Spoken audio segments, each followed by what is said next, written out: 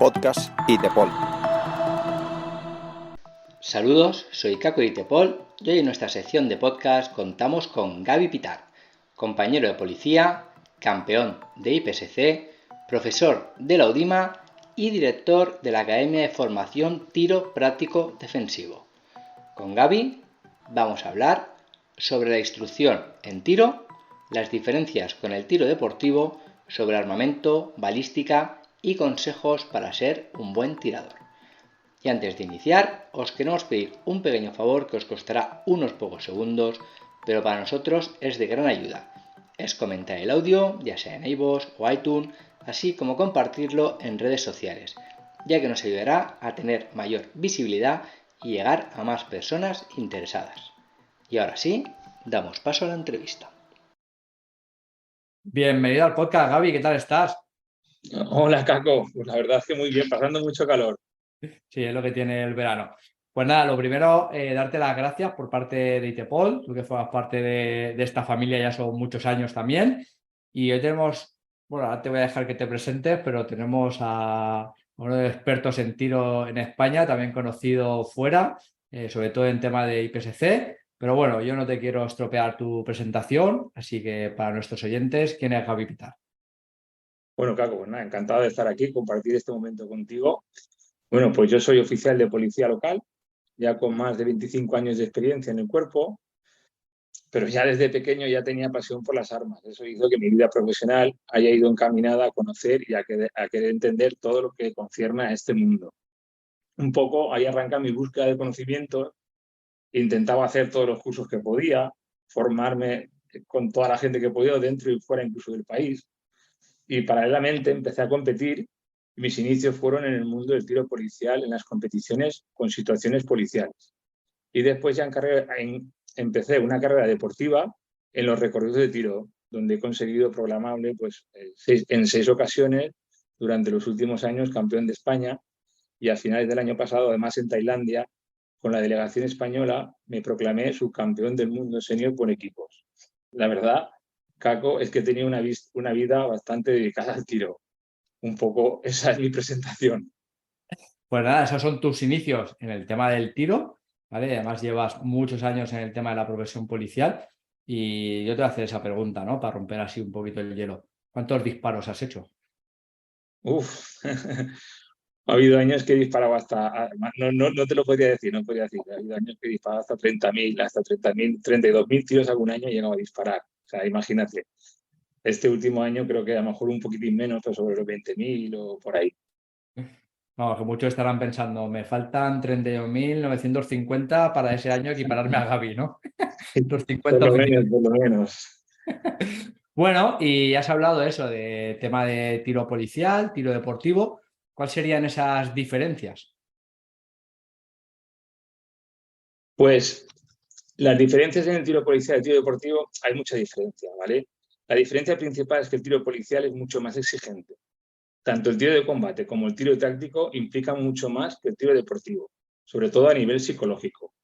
Hay una repercusión penal importantísima que afecta directamente, que provoca en muchos casos miedo a lo desconocido. Y una repercusión personal que afecta tanto en la vida personal como en la profesional, que hacen que pueda ser difícil de asimilar y que, por supuesto, el tiro deportivo no tiene. Esas, Caco, creo que son las principales diferencias.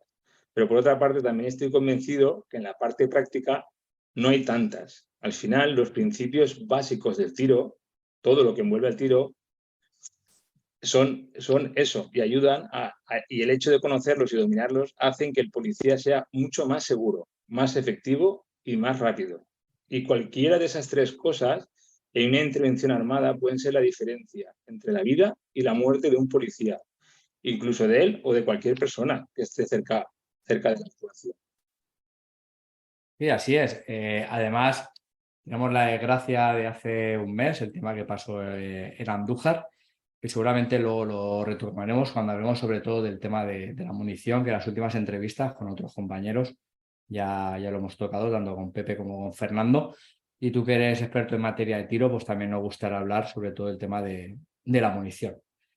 Y ahora, para dedicarnos al tema de los patrulleros, ya que en ITEPOL, sobre todo, nos gusta mucho centrarnos en el tema de los patrulleros, los que estamos a pie de calle, seguridad ciudadana, Zetas, etcétera. ¿Qué opinas del tiro de las instituciones públicas destinadas a un patrullero? Pues, en una palabra, sinceramente, es desastrosa. Vas por ahí y ves las formaciones que se están realizando y es desastrosa, Caco. No te puedo decir otra cosa. Es imposible que se pueda formar en algo tan importante y con tantas repercusiones en lo penal y en lo psicológico con tan pocas horas de dedicación. Es que es imposible hacer eso. Pienso que no se está dando la importancia que tiene. Una actuación armada de cualquier policía, cualquier compañero, puede destrozar la vida de él, bueno, la vida profesional, por supuesto, y la vida familiar también. Es una parte importantísima que se debería de tratar y de mirar a través de las instituciones. Por otra parte, los formadores de las instituciones, en la mayoría de los casos, no tienen los conocimientos necesarios. Realmente no son personas formadas, simplemente han realizado un curso de 50 o 60 horas que les habilita. A veces ni eso. O peor aún, simplemente por el hecho de ser mandos tienen la potestad de la formación en el tiro. Es que la verdad es que es increíble. Lo que ocurre en este tema es increíble. La formación de tiro no tendría que ser solo tiro. Debe de ser mucho más. Se debe tratar el tema penal, así como las posibles repercusiones psicológicas que afectan antes y después de una intervención armada. Se debe de tratar otros temas relacionados como la balística, con pruebas de chalecos antibalas. Cualquier policía debe conocer y entender cómo le podría afectar un impacto en el chaleco. Pocos lo han visto. Se debe tratar temas como los rebotes en paredes y en diferentes superficies y elementos. Y también en vehículos. Es necesario que un policía entienda y vea las penetraciones y los rebotes en un elemento tan cotidiano como puede ser la puerta de su vehículo, en el que está patrullando todos los días. Y así otras muchas cosas que son tan importantes como el tiro por sí mismo. El problema, Caco, volvemos a lo mismo, es que no se dedica bastante tiempo. Haría falta mucho más tiempo. Es que, vamos, yo este ejemplo lo pongo muchas veces. Nadie vería bien que una persona que tiene que hacer una operación a corazón abierto, en el que se decide la vida de un familiar o la suya propia, y que además lo tenga que hacer en pocos segundos, como pasa en una actuación armada, solo tuviera una formación de 40 horas de academia y después un reciclaje de como máximo 8 horas al año. En el mejor de los casos, increíble, pero es la realidad. Sí, la verdad es que lo ha resumido, bueno, lo ha resumido no, te voy a resumir yo, sobre todo el tema penal y la parte psicológica. A nosotros también, como tú bien sabes en la formación básica, la primera diapositiva que hablamos, cuando decía sobre el tema del uso de la fuerza, cuando lo comentamos, hay una diapositiva que tenemos que es, primero, si has pensado que dispararías a una persona, si estás capacitado para ello, para quitar una vida a una persona. ¿Vale? Porque eso es súper importante, el trabajo de la mente. Ningún ser humano de bien como nosotros estamos pensados para quitarle la vida a nadie, pero este trabajo puede que lo conlleve en algún momento dado para proteger tu vida o la de terceros. Yo creo que esto en muy pocos sitios se plantea esta forma de tratarlo. Pues es una parte importante y es una de las cosas que yo también trato en mis formaciones y que se debe tratar en todas las formaciones. Es que es súper importante, Paco. Y si estás haciendo así, lo estás haciendo genial. Y ahora, por ejemplo, ahora que ya hemos abierto el menú con el tema de la formación de instituciones públicas, ahora a ti te dijeran, Gaby Pitar, vas a ser el encargado de dirigir un plan en la Academia X o a nivel nacional, lo que tú quieras. ¿Cuál consideras que sería una formación para estos patrulleros a nivel oficial que sería aceptable? Me lo pones difícil, Caco. Hombre, para eso estamos aquí. Bueno, pero como mínimo una formación que abarcara, como mínimo, ¿vale? Una formación que abarcara todos los conceptos que hemos hablado en el punto anterior, ¿vale? Se trata que tratara la parte penal, pero con profesionales del derecho incluso, ¿eh? Que diera una perspectiva más clara y adecuada a la legislación actual. Por otro lado, también una parte psicológica, lógico y normal, con psicólogos o personal competente, donde poder entender tanto el estrés de combate como sus consecuencias y el efecto postraumático después de la actuación, que implica una situación poco conocida y que el individuo que la sufre normalmente no está preparado. Pero ni él mismo, Caco, ni su familia, ni sus compañeros. Ahí hay que hacer un trabajo enorme para que si algún policía en una actuación de este tipo armada después de un disparo, que todo el entorno lo acoja y lo arrope. Y no en muchos casos, como ocurre en muchos casos, lo que estamos haciendo es separarlo opinando de algo que no conocemos. Bueno, y después ya entraría una parte más práctica donde se realicen ejercicios encaminados a una determinada acción, con ejercicios que incluyan el estrés, la toma de decisiones, los binomios, todo eso como mínimo. Pero para eso hace falta tiempo e instructores adecuadamente formados y con ganas de mejorar e incluso arriesgar. Sí, nos ha gustado mucho cuando has dicho expertos en materia del derecho y psicología competentes, porque sé de algunas academias de que algunos psicólogos han ido a las prácticas y cuando se ha hecho la escenificación y el malo llevaba un cuchillo y amenazaba y acometía de forma inminente contra los policías y estos hacían uso del arma de fuego para repeler la agresión, el psicólogo le decía que eso no puede ser, que o bien las manos o bien el bastón. ¿Vale? Entonces, por eso es importante Claro, que haya claro. personas competentes alrededor y puntualizar lo que has dicho del tema de conocimientos en materia de la protección balística.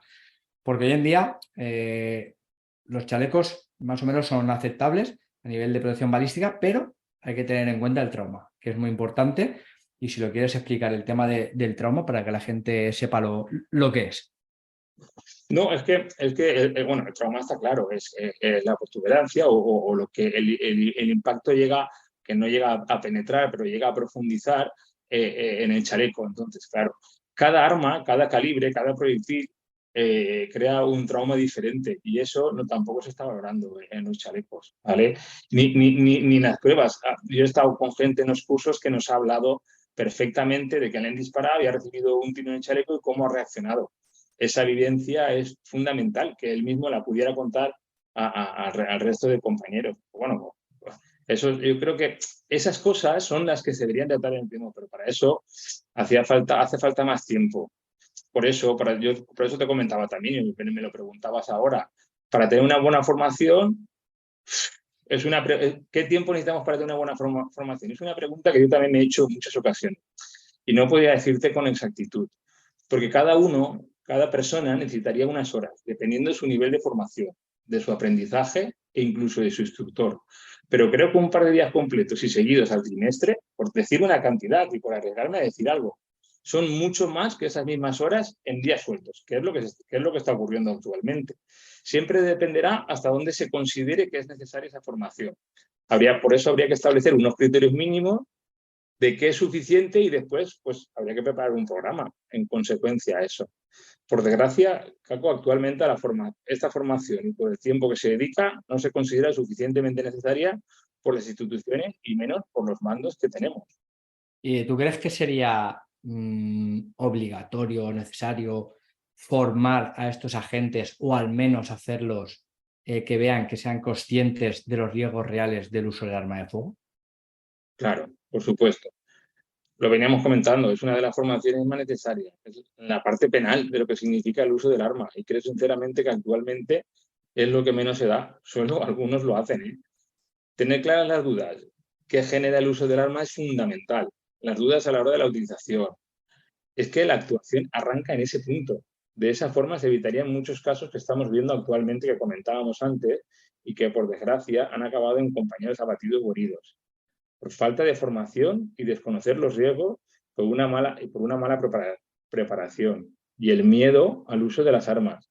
Esto provoca situaciones complicadas, que la vemos día a día en nuestro trabajo.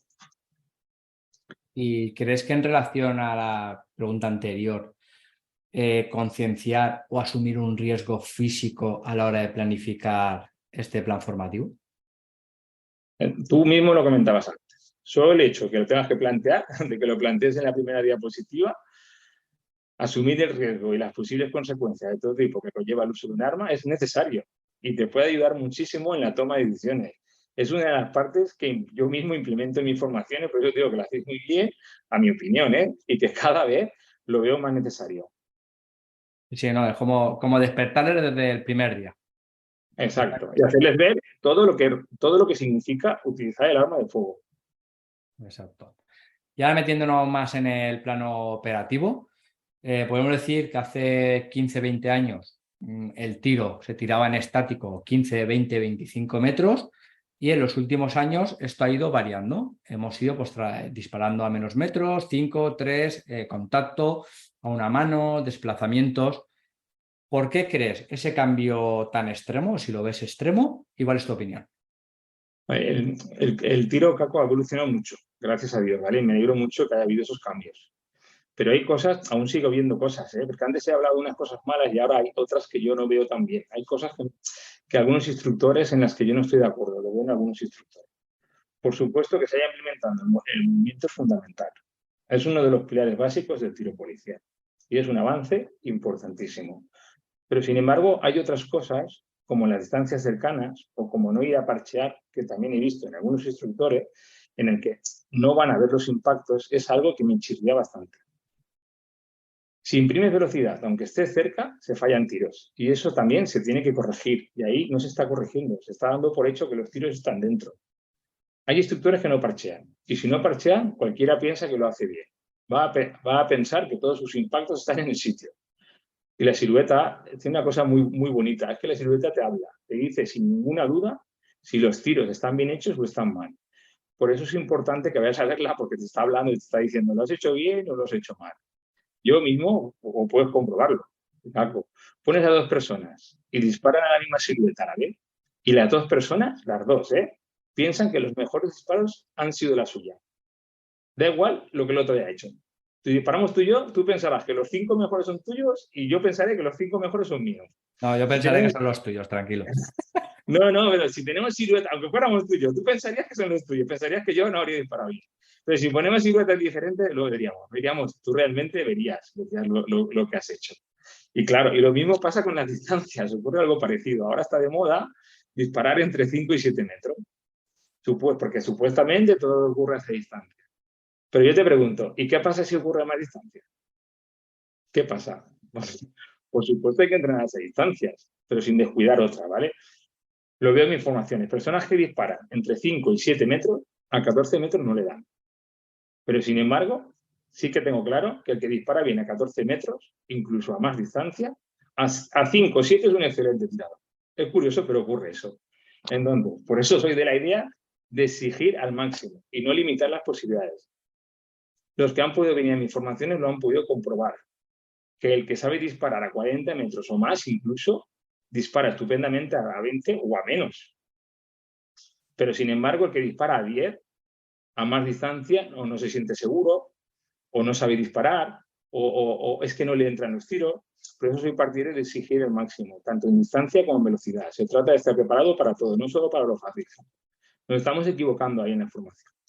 Sí, yo creo que es muy bien porque, por desgracia, nunca vamos a poder elegir cuando hay un enfrentamiento armado y puede ser que te saque de forma inminente un cuchillo a corta distancia, pero que a lo mejor tengas una persona parapetada con un arma de fuego, que tú estés en una cobertura y que puedas realmente encarar para, con tranquilidad, disparar a una distancia de 15, 20, 25 metros. Por eso habría que entrenarlo todo. No centrarnos en una cosa sola. Claro, yo tengo un vídeo, además tengo toda la escena completa de un atraco a banco aquí en B3. Bueno, tengo más vídeos de España, no te hablo de fuera de España, porque aquí todo el mundo le gusta poner ejemplos de fuera. Yo tengo vídeos en España donde un policía bate a un atracador a 30 metros. Y hay muchos vídeos de ese tipo donde las distancias son más largas. Ese policía justamente era un tirador de precisión. Seguramente se atrevió a disparar porque estaba seguro de lo que estaba haciendo. No estoy diciendo que entrenemos precisión 100%, pero que sepamos disparar a todas las distancias. Puedes alcanzar a un objetivo por debajo de un coche tirándole a los pies. Eso es precisión y a lo mejor está a 12 o 13 metros, pero es que un pie es muy pequeño. Es que puedes hacerlo. Hay muchas situaciones en las que nos estamos limitando. Todo a 5 o 7 metros, todo a 5 o 7 metros. No, yo no soy de esa idea. Soy un poco más exigente y exijo más. Pues sí. Ahora también, Gaby, nuestra forma de verlo, el tema de las redes sociales nos ha venido bien, pero por el otro lado puede ser contraproducente.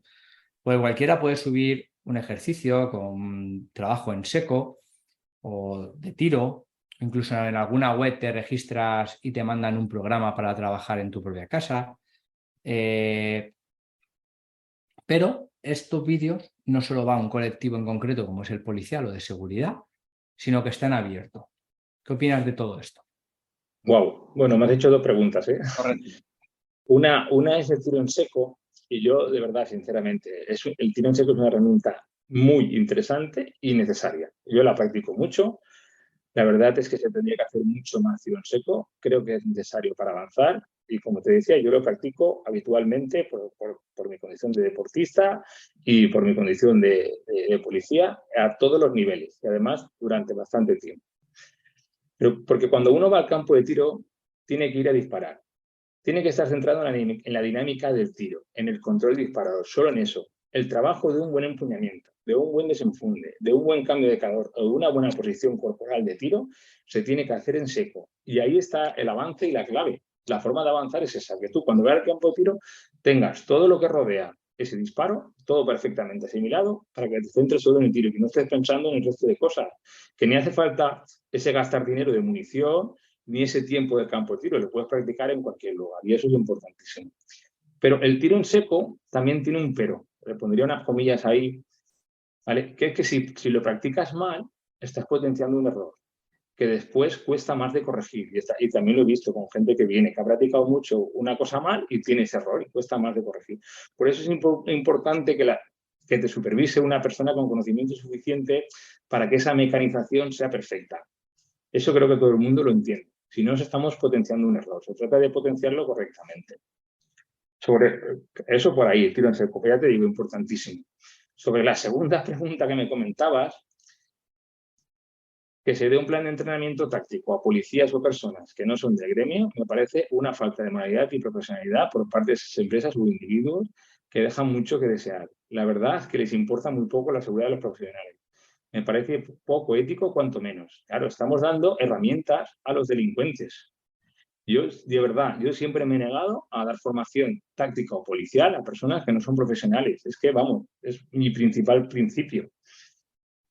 Sí, sí, no, o sea, totalmente de acuerdo con lo que dices, porque es que están en abiertos y cualquier persona que, pues, por suerte, suele haber mucha gente que le guste el tema civil, que le guste el tema de airsoft o las armas, pero como he dicho, no se puede hacer un filtrado y a lo mejor hay delincuentes que, aunque muchos compañeros no se lo creen, los delincuentes también investigan y entrenan para que no sean detenidos o que no sufran lesiones también, igual que los policías. Claro, es que cualquier tío que se prepare un poco, que no sea tonto, va a hacer eso. Vamos, es que yo no sé, yo pienso que si yo me voy a dedicar a una cosa, lo que voy a hacer es analizar, estudiar y mirar a ver qué me va a ir mejor y cómo hacerlo mejor. Y le estamos dando nuestras tácticas y nuestras técnicas. Es que le estamos dando todo y él está teniendo la misma información que cualquiera y hoy en día por redes sociales puedes conseguirla. La verdad es que te lo digo, me parece, vamos, Exacto. me parece una barbaridad, pero bueno, cada uno. Así es. Ahora, Gaby, si yo te dijera que me hicieras un policía experto en tiro, ¿qué programa debería seguir? Uf. Aquí cago en el misterio, son horas y horas de entrenamiento. Ten en cuenta que yo algún año, lo que te he comentado antes, ¿vale? Llego a disparar esos 32.000 tiros. Son muchas horas de formación. Son muchas horas de formación personal. O sea, de analizar, de querer mejorar, de buscar la perfección. Vale, eso son tiempo y tiempo en el campo de tiro. Pero bueno, también es verdad que si tú quieres hacer un experto en tiro, ¿vale? Hay formas de acortar todo ese tiempo. Y hoy en día es no pegar pasos en falso. Entonces, yo lo primero que haría es que busque un buen instructor que sea capaz de corregir y dirigir ese camino, porque como sabemos, por desgracia, la formación de calidad no la dan las instituciones, por eso se tiene que buscar formación particular y lo mejor son cursos privados. Es que hay muchos cursos privados que dan formación de calidad. Un buen profesional que se dedica a dar formación, lo que hace o debe hacer es transmitir todos sus conocimientos y experiencias a sus alumnos y que estos sigan un camino recto, sin fallos y enfocado hacia objetivos concretos. Es que vamos, eso cualquier profesional debe, en cualquier ámbito, esto no es del tiro, esto es de cualquier ámbito, tiene que conseguir o buscar ese objetivo. Se trata de hacer de que ese camino esté libre de baches y obstáculos, vamos, para que el alumno avance lo más rápidamente posible y no pierda. Yo, si cogiera a alguien de mi mano, que me ha pasado, que también lo he hecho, pues todos mis errores del pasado he intentado que mi alumno no los cometa. Y de hecho el avance de las personas que me han podido, o a las que yo puedo ayudar y acompañar durante un proceso de aprendizaje han avanzado exponencialmente, cosa que a mí me costó mucho porque yo fui muy didáctico y iba yo aprendiendo de mí mismo y de mis errores. Y era error, fallo, acierto, error, fallo, acierto. Y me costó mucho avanzar. Yo pienso que si hubiera tenido una persona que me hubiera guiado durante ese camino, yo de verdad creo que hubiera conseguido muchos más logros a todos los niveles. Y me hubiera sido mucho más fácil, no hubiera perdido tanto tiempo, o hubiera ganado tiempo, seguro. Y tiempo, dinero y desesperación y alegría por otra parte. O sea que creo que eso es fundamental, que hoy en día que sí que se puede y sí que tienes medios a tu alcance, cojas a una persona que te pueda guiar en ese camino. Sí, al final esa inversión, lo que tú estás diciendo es sobre todo tiempo que estás ahorrando, por un lado, porque no estás entrenando mucho y mal, y porque lo estás haciendo, estás acortando y haciéndolo mejor que una persona que te está llevando de la mano y que sabe del tema y de la materia. Claro, todos los fallos que yo he cometido, madre mía, no te puedes imaginar. Claro, yo ahí lo veo y lo veo con la gente con la que enseño. Y digo, pero ¿cómo puede ser que en nada, en muy poco tiempo, esté haciendo cosas que a mí me costó años en conseguir? Yo no me considero peor que esa persona, pero claro, él ha tenido, pues eso, alguien a su lado que le ha dicho esto y esto y esto y esto, y después explicar el porqué. Después es muy importante que alguien te explique el porqué y que entiendas el porqué de las cosas. Eso es otra cosa también que te digo que mejora mucho el aprendizaje. Sí, Yo lo así. intento explicar siempre en los cursos, el por qué se hacen las cosas, el por qué se tiene que empuñar así, por qué tienes que tener esta posición, por qué tienes que realizar este disparo. Que entiendas el porqué de las cosas es fundamental, se te queda para siempre y lo tienes asimilado, aunque después tardes un tiempo en entrenar, lo has asimilado y lo tienes interiorizado. Muy importante. Exacto, así es. Es tan importante es el cómo realizarlo, pero sobre todo el por qué hacerlo de esa manera. Has hablado del tema de formación en materia privada. Luego hablaremos de un curso que me han dicho en la UDIMA, de instructor de tiro, que está bastante bien. Luego lo comentaremos un poco si quieres. Bueno, vamos a pasar a las nuevas tecnologías en materia de tiro. ¿Qué nos puedes contar de los simuladores de realidad virtual? ¿Cómo lo ves? Bueno, Caco, pues yo ahí, sinceramente, lo que veo es el futuro, bueno, o mejor dicho, el presente, ¿vale? Actualmente colaboro en el desarrollo de un simulador de tiro de realidad virtual, de nombre Autopus, creo que mucha gente seguro que ya lo conoce, en el que se pretende, no, se somete al policía a situaciones de estrés. Es una situación, no sé, es un mundo paralelo totalmente inmersivo y que casi es imposible de repetir en la realidad. Esta tecnología ha avanzado tanto que nos permite trasladar a una realidad diferente, nos traslada a otro mundo en el que se puede someter al usuario, como decía, a emociones y situaciones casi imposibles o muy difíciles de conseguir en la vida real, por el tema de peligro que significaría someterse a estas situaciones. Y tú vives en primera persona como te aparece una persona detrás de una puerta que te quiere apuñalar. Una de las principales ventajas es que se realiza en un entorno totalmente seguro, no hay peligro para la policía, con variedad de escenarios y con objetivos con inteligencia artificial, que actúan según tú actúes y según tu estrategia. Entonces, claro, eso hace un mundo de posibilidades, vamos, increíble. Actualmente ya lo tienen bastante algunas plantillas importantes. Y pienso que en breve lo veremos en muchas otras. Por eso digo que bueno, no es el futuro, es que es el presente ya. Es sin duda, yo creo que es un avance sustancial en la formación del tiro, pero es donde va el futuro, pero sin embargo también te tengo que decir que no sustituye al tiro, al fuego real. El policía debe seguir acudiendo al campo de tiro y debe practicar y disparar. Lo que pasa es que después de pasar alguna experiencia así, seguramente lo hagas de una forma un poco diferente y veas un poco más cuál es la finalidad del tiro en el campo de tiro. Creo que no sé, esas nuevas tecnologías están aquí ya y en breve las viviremos y se está hablando de entornos urbanos, se va a poder trabajar con chalecos antibalas, se va a poder tener un feedback rápido incluso cuando te disparen porque te inoculará estrés y dolor. Es que la tecnología hoy en día te está permitiendo barbaridades de avance en ese sentido. Por eso te digo que, y ya lo tenemos, ya lo tenemos. Esta empresa además es española, está afincada en Alicante y vamos, y sé que le están dedicando todo el esfuerzo del mundo para conseguir que va a ser una proyección internacional, estoy seguro. Vamos a tenerlo aquí en España. Exacto, como has dicho, no vas a sustituir nunca lo que es al fuego real, pero sí te va a acercar bastante y sería una combinación de todo, ¿no? Lo que hemos hablado antes, importante del trabajo en seco, combinarlo con el tema de simuladores y luego con el campo de tiro. Y en el campo de tiro muchas veces nos quedamos solo con la parte del enfrentamiento armado con armas de fuego, pero tenemos otros elementos de uso de la fuerza dentro del cinturón, desde nuestra presencia, las manos, el bastón, el inmovilizador, etcétera. Y todo eso muchas veces falta en una planificación que hablábamos antes, que tenga que englobarlo todo, que no vaya la defensa y la táctica por un lado y el tiro por otro, sino se debería de unificar todo en ese conjunto, que es, al fin y al cabo, lo que te va a pasar en la calle. Correcto, Caco. Es que la táctica no es fácil hacerla en un campo de tiro. Es que realmente la táctica de cómo entras a un domicilio tal, con fuego real, sí que puedes hacerlo en un domicilio, pero al final no deja de ser seco. Pero claro, con fuego real es muy difícil abarcar todo eso. Entonces, el simulador te permite eso, porque te traslada el que es que lo explicas y el que no lo ha probado no lo acaba de entender.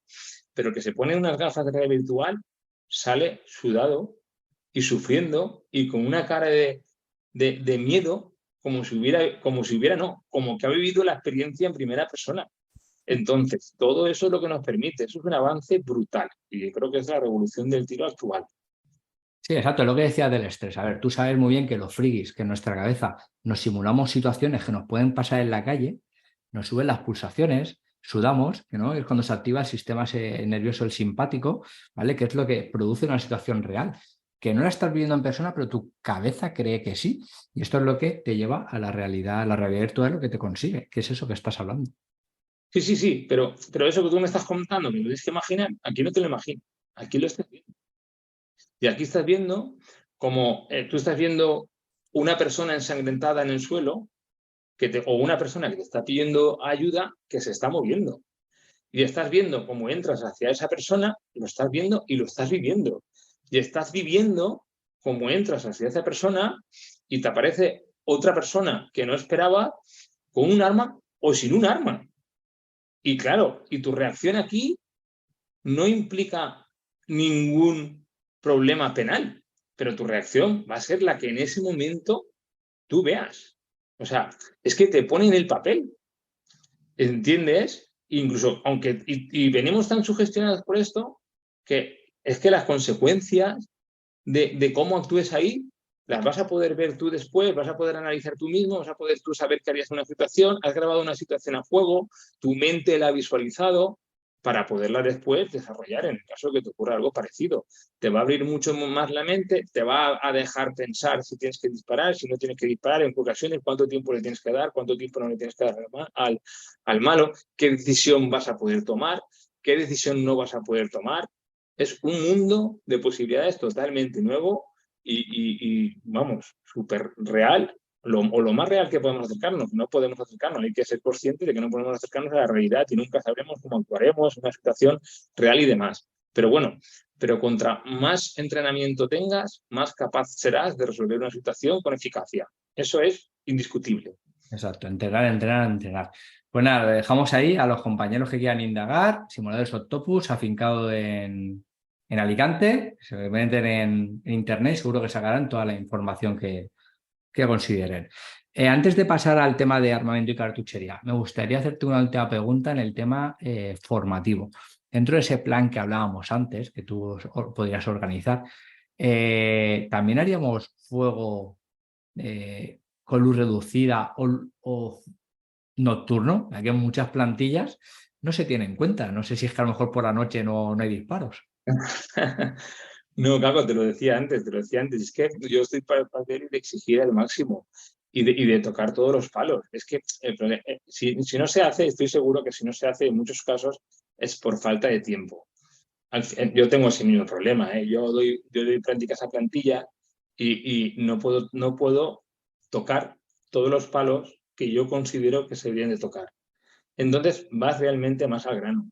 Pero realmente me gustaría poder tocar todos los palos. Entonces intentas dar siempre un poquito de cada cosa, pero siempre es que esto es tan amplio, es tan grande, es todo tan necesario que ya te digo, con 4 horas de formación, una vez al semestre, es imposible que puedas realizar todo. Ya empezamos. Me pasa siempre cuando doy una formación a una plantilla que tienes que empezar por algo de seguridad para no dejar nada al azar y tienes que recordarla siempre porque es tan importante y demás, ya se te va media hora o 40 minutos hablando de ese tema porque es una vez cada medio año.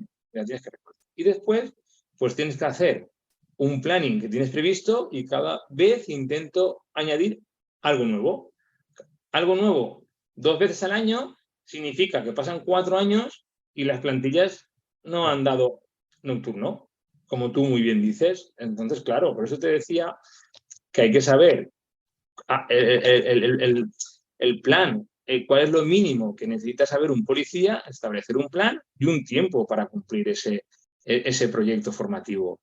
Es que sin eso es imposible. Eso es un problema que me encuentro todos los días y que de verdad le he dado muchas vueltas y que no he podido conseguir una solución, excepto dar más tiempo, que es lo que en muchas ocasiones no hay. Exacto. Estoy totalmente de acuerdo contigo con lo que has dicho. Ahora vamos a pasar a hablar un poquito de armamento, cartuchería. ¿Qué características debería poseer un arma corta para un patrullero? Pues yo lo tengo claro. Para mí, un arma de dotación debe ser un arma que no falle. Un arma totalmente segura. Eso es fundamental. Eso es lo primero. Teniendo en cuenta eso, a partir de ahí podemos hablar de algunas marcas. Después hay otros elementos necesarios que hoy las marcas nos ofrecen y que las principales lo tienen, ¿vale? Por ejemplo, las cachas, que sean cachas intercambiables.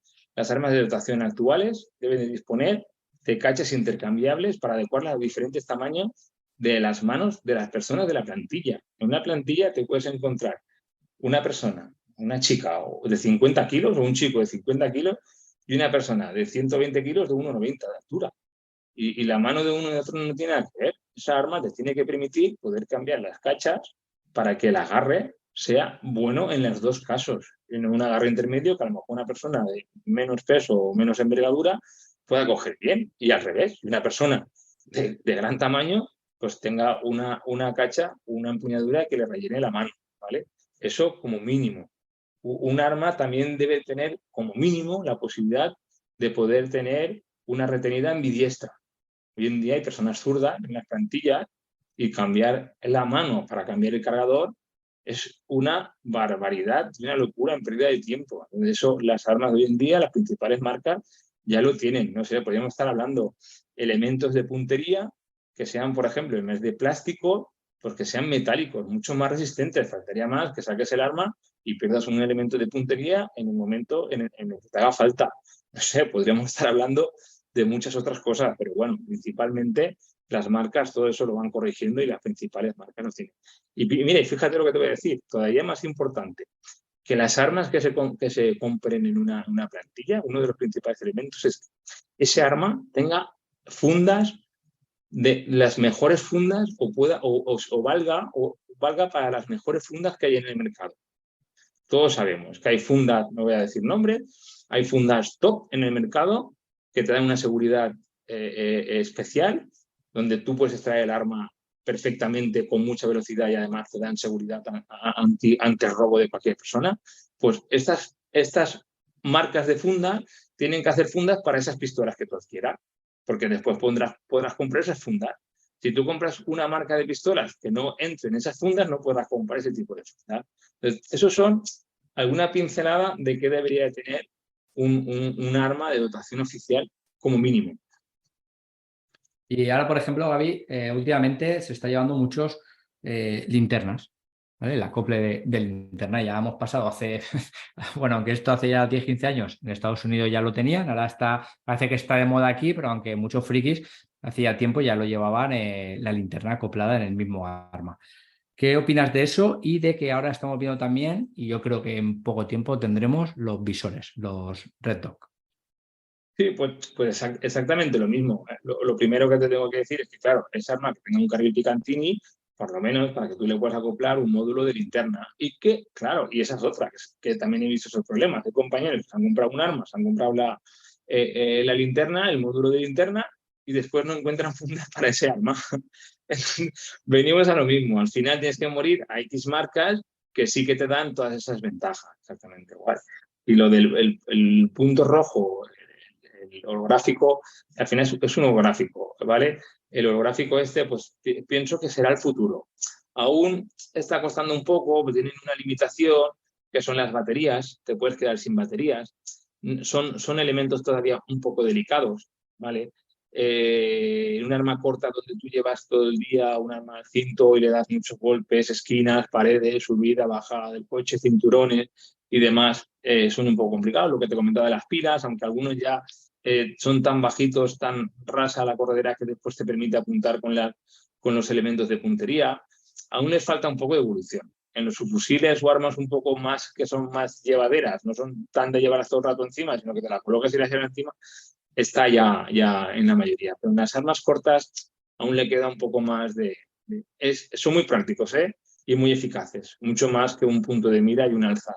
Pero creo que le falta un poco de desarrollo. Pero bueno, se está avanzando mucho también. Yo, de hecho, tengo varios de esos y he competido con algún arma que tengo, compito con esos puntos y con armas largas también. Exacto, sí, lo que decía sobre todo el tema de la acople de linterna. Por suerte ya están llegando a España más fundas modificadas, bueno, que le han añadido la base para la linterna. El problema son un poco más caras, pero bueno, ya las tenemos aquí. Hace unos años tenías que hacer virguerías para poder conseguir una. Sí, Y la tengo que fabricar. ya que has hablado del tema de las fundas, sin decir marcas, ¿qué características principales debería tener una buena funda? Mira, pues una buena funda tiene que permitirte desenfundar el arma con la empuñadura totalmente arriba. Eso es lo primero. Eso te tiene que dejar la empuñadura libre para que tú la puedas empuñar, ¿vale? He visto fundas que no lo tienen, ¿vale? Y si te obliga a modificar el empuñamiento antes de empuñar, es un error. ¿Te acuerdas de la Zafarilán, de la primera que había? ¿Vale? Esta te permite, para bajar el arco, tenías que realmente bajar el sentry, subir el dedo gordo, bajar el arco, tirarlo hacia adelante. A mí, por ejemplo, me pasaba eso, desempuñaba el arma y cuando la cogía no tenía un desenfunde limpio de arriba abajo, ¿vale? Entonces, la primera característica es que te deje todo el empuñamiento libre para poder desenfundar. Que el botón de retenida o la pestaña de retenida que tenga, ¿vale? Desbloquee perfectamente el arma para que la puedas sacar. Y ahora además, que bueno, puede tener 1 o 2 puntos de anclaje, como muchas de las fundas actuales, y que cuando hagas una transición negativa, o sea, que guardes el arma en la funda, que el arma se quede bloqueada. Eso es lo primero que le pediría a un arma. Otra cosa que le pediría a una funda, perdón. Otra cosa que le pediría es que también te acordarás, ¿vale? Por decir algunos tips, las fundas estas que llevan una especie de terciopelo dentro. ¿Te acuerdas? Vale, pues estas fundas al final cargan problemas por humedad, por desgaste, por lo que fuera, no sale limpio. O sea, el plástico que utilizan hoy las fundas es mucho más limpio de extracción y de enfunde para las armas que aquel acolchado que tenían. Entonces, todas esas fundas también las eliminarían. Esas son las principales características de una funda. Y que la bolsa, lo que sea la bolsa, sea un molde exacto del arma. El arma dentro de lo que es la bolsa, es la parte donde va alojada el arma, que sea lo más justa, que no baile el arma ahí dentro. Hay fundas que sirven para llevar las armas. Eso es un error. La funda tiene que ser para ese modelo y ese arma en concreto. Todo lo que no sea eso es un error, porque ese arma va a bailar y el desenfunde tuyo va a variar, depende en qué posición esté el arma. Esos son los principales. Bueno, una de las evoluciones más grandes que han sufrido ahora en cuanto al porte de armas son gracias a las fundas. La verdad que este tema ha evolucionado mucho. Es una pasada. Las fundas de hoy en día, hay fundas muy punteras hoy en día, económicas y que te dan unas prestaciones brutales a nivel de seguridad, incluso a nivel de que te puedas revocar por el suelo y no se rompa y esté el arma asegurada. La verdad es que ha avanzado mucho el tema del tiro. Con tu permiso, voy a añadir una característica que a mi parecer es importante también a tener en cuenta en el tema de la funda, que muchas veces cuando lo comentas en alguna formación la gente termina diciendo esto son cosas de marcianos, pero es que la extracción también la puedes hacer con la mano contraria. Es decir, si te hieren tu mano fuerte, que con la mano menos fuerte o débil, o como la quieres llamar, o de apoyo, que también la puedas sacar. Pues muchas veces nos olvidamos de todos esos elementos, además, que llevamos en el muelle, que a lo mejor nos lo impide. Y eso también hay que tenerlo muy en cuenta porque puede estar en riesgo nuestra vida.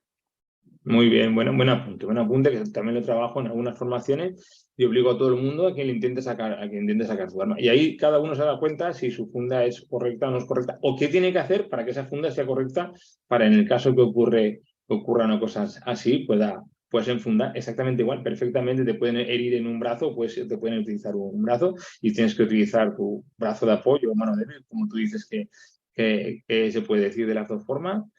Tienes que conocer y probar que eso puedes hacerlo. Sí, exacto. Ya cuando se dices a alguien que tiene pernera, sin entrar a debatir pernera o no pernera, ya... Bueno, ahí tengo yo también mis conclusiones. Bueno, vamos a dejarla ahí y no andamos más. Calibre, puntas, pólvora, ¿qué recomiendas? Calibres. Igual que Pues, antes. Yo ahora te digo, Gaby, aparte del plan de tiro a nivel nacional, eliges una punta, o sea, eliges una munición. mira, ¿Por cuál optarías? ¿Vale? Tú sabes que dentro de las fuerzas y cuerpos de seguridad del Estado, no sé por qué, no lo sé, pero las unidades que se dedican a la seguridad ciudadana llevan una munición, pero los grupos especiales llevan otra munición que hace otros efectos que ahora vas a comentar. No entiendo el por qué, pero bueno, a ver si... ¿Qué opinas? ¿Qué pues munición? mira, Caco, yo yo compito con un calibre 40. O sea, esos 20.000, 30.000 tiros que disparo anualmente son del 40. O sea, bueno, aparte de lo que disparo con el 9. O sea, fíjate si conozco el calibre. Lo conozco de de todas las formas. Es un calibre más agresivo, por decirlo de alguna forma, porque es más potente, ¿vale? Utiliza una punta más pesada. No es un calibre fácil de controlar. Necesita su técnica y un poco más de trabajo. Pero da igual lo que nosotros opine, lo que yo opine con respecto al calibre, o lo bueno o lo malo que sea para el uso policial. Al final, la legislación nos dice que el calibre 9 milímetros es el calibre que nosotros tenemos que utilizar. Entonces, ahí poco podemos añadir, ¿vale? Como por lo que te he dicho, yo esa munición me la recargo. Todos esos tiros que pego, esa munición me la recargo. O sea, que de recargo también, de recarga entiendo bastante. La verdad. Y también te puedo asegurar que la pólvora no es un factor determinante para la munición de uso policial. No afecta demasiado, no le daría más importancia. Pero la punta sí. La punta sí que es muy importante. Y yo diría que la mejor punta para uso policial debe ser una punta que expanda cuando toca algo blando, como puede ser un cuerpo, para transmitir toda la energía posible. Así se evitan posibles salidas indeseadas, ¿vale? Con rebotes y posibles víctimas secundarias, por un disparo que ni tan siquiera se dirigía a esa persona. Y sin embargo, que también cuando toque algo duro, penetre lo suficiente para atravesarlo. Por ejemplo, un vehículo, como hablábamos antes, una puerta, un tabique o cualquier otra demanda. Esas son las características que debería de cumplir una punta policial. O sea, que expanda cuando toque algo blando y que cierre, incluso penetre, más que una munición de plomo cuando toca algo duro. ¿Vale? Esas son, como te decía, las características que debería de poseer y no lo hacen, ¿vale? Pero sí que hay unas municiones, por ejemplo, la Swing PSK, la FIOCH MB o la Remington Golden Saber, que esas sí que cumplen esos tres requisitos, por decirte una, ¿vale? Hay alguna más, pero esa sobre todo, ¿vale? Después, Caco, he visto, y esto sí que a mí me preocupa, he visto que hay otras marcas que tienen de dotación algunas unidades, incluso ayuntamientos, que creo que por desconocimiento han adquirido los responsables de armamento, imagino, porque no me imagino que, no sé, el concejal de policía haga eso. Imagino que han ido a la armería y les han dicho que son expansivas y han pensado que eso es lo que se oía, porque todo el mundo habla de expansivas, pero no son simplemente expansivas. Les han dicho que son expansivas, que son buenas para uso policial, y yo entiendo que no. ¿Por qué? ¿Qué hacen estas municiones? Estas municiones lo que hacen es que expanden siempre. Es una expansión forzada y toquen, lo que toquen expanden. Claro, son efectivas cuando toquen un cuerpo blando, pero ¿qué pasa cuando toquen una pared? ¿Qué pasa cuando toquen una puerta de un vehículo? ¿Qué pasa cuando tocan una puerta, cualquier mobiliario urbano? Que no van a tener penetración. Entonces, yo en una actuación policial puedo tener una persona detrás de un coche y me interesa que ese proyectil penetre la puerta del coche, las dos puertas del coche para alcanzarlo, como sea, pero alcanzarlo. Si yo tengo una munición de estas que expanden siempre, casi seguro en la primera puerta se quedará. Es un ejemplo para que lo entiendan. Ahí, eso es falta de conocimiento. La gente oye expansiva, le suena guay y la compra. Y creo que eso se debería revisar por los responsables de armamento o por quien sea, incluso las armerías. No, como ellos no entienden, ellos quieren vender y la gente le pide expansiva, ellos venden expansivas, pero no tienen que ser expansivas solo. Tienen que cumplir los dos requisitos, como mínimo. Y yo he hecho muchas pruebas al respecto y estas municiones lo cumplen y las otras cumplen lo contrario, que también he tenido la ocasión de probar. De hecho, tengo alguna por casa. O sea, una de esas tres, o bien la Fiocchi MB, la Golden Saber, la Remington Golden Saber y la WISP seca. Sí, la Swim seca no se puede comprar ahora en España. Mira, la cambiamos hace poco, la teníamos en dotación, la hemos tenido mucho tiempo, ya la hemos cambiado por vieja. Pero las otras dos sí que las puedes adquirir en España. Entonces, las otras dos son recomendables. De hecho, algunas plantillas importantes las tienen. Sí, Y los exacto. grupos especiales que tú dices, por supuesto. Exacto. A lo mejor a veces, dependiendo de la comunidad, habría que pelear a lo mejor un poquito con el ICAE por esas municiones, pero bueno. Sí, bueno, ese es otro tema importante que se debería de pelear. Algunas no parecen ni huecas, pero están como huecas. Algunas no. Lo has mencionado al principio y te lo quería preguntar y ahora lo has vuelto a recalcar, el tema de los rebotes, que se veía de tanto de la fase operativa como tener en cuenta la munición, el tema de los rebotes. Como bien sabrás, tenemos una normativa que cuando sea posible dentro de la gravedad de la situación policial, que te dice que bien que dispares hacia arriba o que dispares hacia abajo. Pero claro, por eso yo creo que es importante lo que decías, de enseñar los rebotes, incluso al propio legislador, ¿no? Ese rebote, si disparas hacia abajo, lo que puede ocurrir. ¿De qué depende ese rebote? ¿De la munición, del suelo? ¿Qué nos puedes contar, Gaby? Bueno, pues es un mundo, Caco, un mundo muy, muy interesante. Yo te digo que rebota todo en todas las superficies, ¿vale? Todos entendemos cómo es un proyectil ojival, ¿vale? Pues si tú le disparas en un ángulo 15 grados hacia el suelo, el punto de impacto es menor de 15, porque el proyectil es ojival. Entonces ahí se produce un ángulo muy pequeño. En esas superficies rebota todo, pero tanto si lo disparas al suelo, como si lo disparas a una pared, como si incluso si lo disparas al agua. O sea, todos los disparos casi por debajo de 30 grados producen un rebote. Eso la gente lo tiene que entender. Yo esa prueba la he hecho muchas veces y la gente se queda muy asombrada cuando en un campo de tiro supuestamente donde no debe de haber rebotes, disparas al suelo. Bueno, la gente lo ha visto siempre. Disparas al suelo y ves un rebote que llega al talud y impacta en el talud y además con mucha energía. Porque esos rebotes tienen la misma energía que un proyectil disparado del arma. Entonces, ahí se debería, y eso la gente lo tiene que ver. La gente tienes que explicárselo, la gente lo tiene que ver, y cuando alguien lo ve, como que lo interioriza mucho más. Si lo explicas, yo te lo puedo estar aquí diciendo y tú te lo puedes imaginar, pero cuando lo ves, como que a partir de ahí tomas una conciencia diferente. Exacto. Y antes de pasar al tema de armas largas, el tema de lo que hablamos de la sobrepenetración y el hecho dramático que ocurrió en Andújar, ¿tú crees que si hubiera tenido otro tipo de munición a lo mejor no hubiera sobrepenetrado? Te voy a poner un compromiso, pero ese hecho o otro que también tuvimos en la Puerta del Sol, que hemos tenido en España. A lo mejor con otro tipo de munición se podía haber evitado. Hay más, Caco, hay más. Bueno, primero, la balística nunca son matemáticas, nunca 2 y 2 son 4. Es que la balística es muy curiosa, depende cuánta parte del cuerpo coja, depende qué zonas más duras o más blandas, depende la ropa que lleve el individuo, depende la musculatura que tenga el individuo, depende de tantos factores que es imposible pautar una pauta. Es que es imposible, totalmente imposible. Pero lo que sí que sabemos es que lo que te comentaba antes, la munición que expande transmite mucha más energía al cuerpo que la munición que no expande, como blindada, semiblindada o de plomo, que son las 3 proyectiles que principalmente llevan los cuerpos de seguridad a nivel estatal o incluso local. Es que son los 3 peores para que eso no pase, o sea, y que más facilitan eso, la sobrepenetración, está súper demostrado que un 9 milímetros en un cuerpo humano puede pasar, un cuerpo no puede pasar 2,5. Entonces, claro, pero después hay otras cosas, depende del lugar de impacto, si toca hueso, si no toca hueso, el ángulo y demás, la trayectoria del proyectil, pero vamos, está demostrado. Entonces, a partir de ahí, pues imagínate todo lo que podemos deducir. No sé, yo tengo incluso unas diapositivas de un incidente que hubo en Barcelona donde hubo un tiroteo a corta distancia y la persona presenta 10 o 12 impactos de bala y solo recuperan un proyectil dentro del cuerpo. Los demás han salido.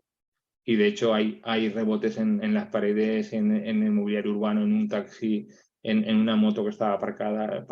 Eso pasa a las 6 de la tarde un sábado y imagínate, hay gente pasando por alrededor, se ve en un vídeo todo el tiroteo y toda la autopsia después solo recupera un proyectil. Los demás han salido del cuerpo, no están. ¿Dónde están esos proyectiles? ¿A cuántas personas hubieran podido herir o dañar? Desde el mismo compañero que estaba al lado hasta 2 vigilantes de seguridad, más personas que transitaban a las 6 de la tarde por una calle principal. Pues imagínate, vamos, es imposible de poder imaginarte las consecuencias que todo eso hubiera podido llevar. Sí, al final lo que buscamos, sobre todo con este tipo de de munición, es reducir esos riesgos. Al fin y al cabo es lo que se pretende. Exactamente. Pues yo digo que estas municiones son muy interesantes para uso policial y están más que probadas también. Y ahora vamos a hablar de otro tema interesante también, armas largas, escopeta y o subfusil. Ya sabes que en España tenemos, cada comunidad puede legislar respectivamente dentro de ellos, y hay comunidades que tienen a utilizar armas largas y otras que no. ¿Cómo lo ves? Pues partiendo, no sé, claro, estamos hablando ahí, yo haría una diferenciación entre cuerpos estatales y cuerpos locales. Pero hablando de todo en general, pues tengo mis dudas entre las diferentes armas. Un subfusil del 9 o de otro calibre. Vamos a suponer que es un subfusil del 9 y una escopeta del 12, ¿vale? Pues algunas para unos usos concretos y otras para otros, ¿vale? Tengo claro que un subfusil del 9 es un arma muy efectiva. Con un punto rojo, como hablábamos antes, cualquier persona a 25 metros le da a una moneda de 2 euros. Cualquier persona, el mejor y el peor tirador de tu plantilla. Y ahí se demostró en Cambrils. En Cambrils, cuando en los atentados de Barcelona, un Mossu abatió con un subfusil a 3 terroristas. También por eso todos los grupos especiales llevan un subfusil, ¿vale? Pienso que es un arma fácil de manejar por todo el personal de una plantilla o unidad, tanto como te comentaba, por los que mejoran o por los que peor disparan. Es que es muy fácil, en cualquier mano es un arma muy efectiva y fácil de usar con un calibre 9 milímetros. Además, es compatible la munición y los cargadores con la munición que solemos llevar. Además, es muy importante también que este tipo de armas la puedes utilizar en los campos de tiro en los que normalmente se practica con arma corta. Como el calibre es el mismo, se pueden utilizar las dos armas de fuego. Sin embargo, si lleváramos escopeta, en muchos campos de tiro no se puede utilizar. Entonces, se tendrían que hacer aparte. Tendrían que hacer unas prácticas, posiblemente o no, depende de cada unidad. No estoy hablando de una en concreto, estoy hablando a nivel de España, a nivel de municipio. ¿Vale? Tendrían que utilizar en otro campo de tiro. Y como te decía, no ocurre lo mismo. Una pistola es un arma, una escopeta es un arma que necesita una instrucción especial, que es muy polivalente, que tiene diferentes cartuchos para cada uso. Es que esto abarca mucho más. Yo lo que haría es a cada unidad pensar para qué necesita un arma larga y acoplarle la que ella necesita de esta forma. O sea, no todas las plantillas necesitan una escopeta. Todo el mundo podría tener un subfusil, todo el mundo, pero no todo el mundo necesita una escopeta. ¿Qué uso le voy a dar a la escopeta? ¿Voy a disparar con postas? ¿Voy a disparar con balas? ¿Voy a gastar cartuchos para, no sé, para tirar pelotas? ¿O para abrir puertas? ¿Vale? Entonces, depende del uso de cada unidad, cogería unas armas u otras. Lo que sí que tengo claro es que lo dejaría abierto, que ahora mismo no está, para que cada plantilla o unidad comprar el arma que quiera. Todos estamos viendo la sociedad actual y la escalada de violencia que está ocurriendo. Son dos armas necesarias. La legislación debería poder permitir su adquisición a todas las plantillas. Yo es que lo dejaría abierto. Después de lo que te digo, cada responsable que pensara para qué quiere cada arma y qué utilidad le va a dar a cada arma.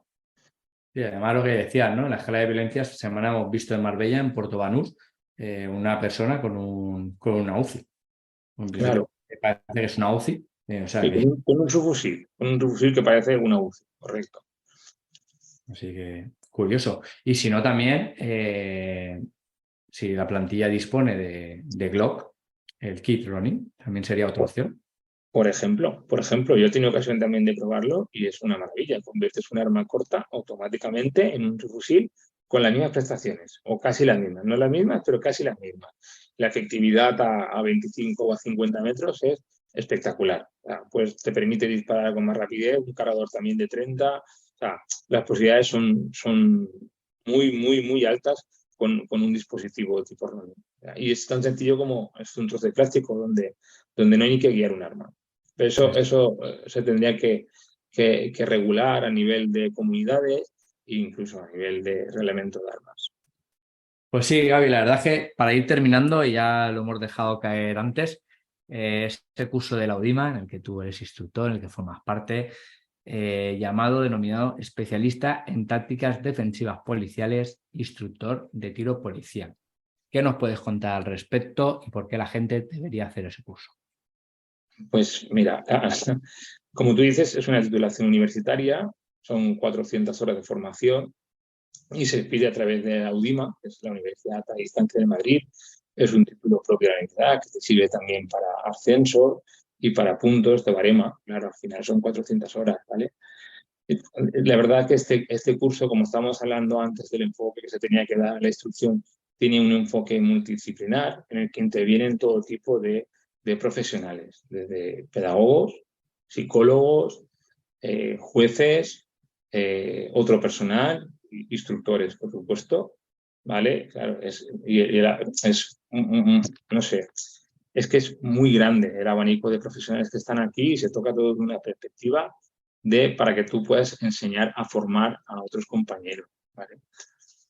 Se trata, pues, que de los alumnos de este curso, lo que trata es que los alumnos adquieran amplios conocimientos relacionados con la formación policial y militar. Y sobre todo eso, especialmente en la docencia, con el manejo y la seguridad de las armas, ¿vale? Es un curso que va dirigido a miembros profesionales de la seguridad y Fuerzas Armadas, Policía Preventivo, Fuerzas Armadas, y la verdad que es un curso muy completo, que te abre una puerta de conocimientos dirigidos a la formación en el tiro policial.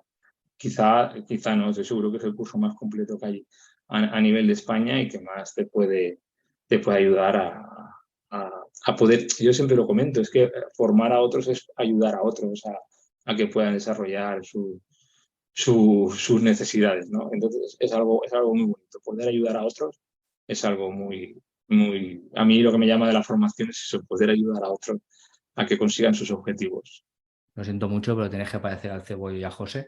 Allí y aquí les Sí, mandamos un saludo a los dos de la casa de Itapúa. Pues la verdad, Gaby, llevamos una hora de charla, se me ha pasado volando y ahora si quieres decir algo para nuestros oyentes, todo tuyo. Bueno, pues nada, lo que decía antes, que al final, si quieres tener una buena formación en tiro, pues tienes que ir al campo de tiro, tienes que entrenar mucho, depende de ti. Las instituciones públicas, por desgracia, no te van a dar lo que necesitas. Una actuación de este tipo te va a cambiar la vida. Todo el mundo pensamos que no nos va a pasar hasta que un día nos pasa y después nos arrepentimos. No, yo mismo he comentado alguna ocasión, una de las formaciones que se da es una parte de psicología. Y en esa parte de psicología buscamos noticias relacionadas con hechos que han pasado a los alumnos que asisten a los cursos y en muchas de esas presentaciones los titulares de la noticia, yo busco noticias cercanas de tu unidad, de tu municipio. En muchas de esas noticias el titular, el que protagonista de la noticia o ha estado ahí, es uno de los que está en el campo, lo que está en el curso. Y simplemente creo que eso ocurre porque muchas veces cuando a la gente le pasan las cosas es cuando busca el remedio. En este caso creo que es al revés, que tenemos que buscar el remedio antes y estar preparados para todo lo que nos venga. Como te comentaba, es que una actuación de este tipo en España es complicado. Es complicada, pero te puede pasar a cualquiera, lo estamos viendo. Un compañero del otro día que para Andújar no se planeaba nunca, y el otro tampoco. No se planeaba ninguno de los dos en su vida, por desgracia, y lamento dar pésame familiar a los familiares, ninguno de los dos que pasara una cosa así. Es una desgracia que en la medida de lo posible hay que intentar evitar y nunca se podrá del todo. Sí, exacto. Además, lo has resumido bastante bien. Hay que formarse antes porque a veces si te ocurre algo en la calle puede que sea tarde y no llegues a formarte. Exacto. Pues nada, Gaby, por parte de ITEPOL, lo que te decía al principio, ha sido un placer compartir tu tiempo, tu conocimiento contigo y que lo hayas querido transmitir a nuestros oyentes. Así que por parte de ITEPOL, solo queda decirnos que un fuerte abrazo y seguro que en breve nos veremos. Un placer estar con vosotros. La verdad que también sé que estáis haciendo una gran labor de ayudar a los demás y eso es de agradecer. Así que nada, Caco, la verdad lo dicho. Ánimo en esa lucha. Venga, un saludo, chao. Un saludo.